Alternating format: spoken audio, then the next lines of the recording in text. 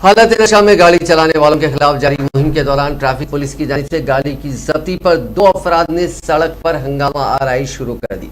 ये वाकया हैदराबाद के जुबली हिल्स में पेश आया। पुलिस के मुताबिक कल शब ये मुहिम चलाई गई थी और मुहिम के दौरान इन दोनों की गाड़ियां जब्त की गई तो हालत नशा में थे। पुलिस की इस कार्रवाई पर बज़ाहिर नाराज ये अफराद सड़क पर धरना देने के लिए बैठ गए।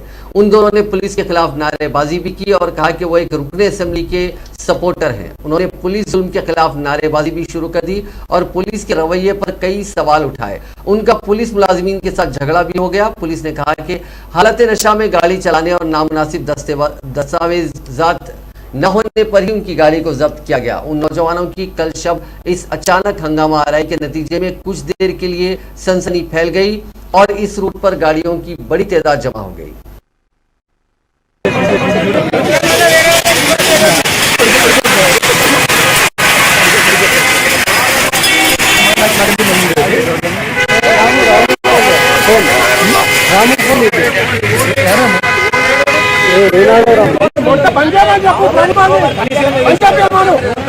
సంపూర్ణ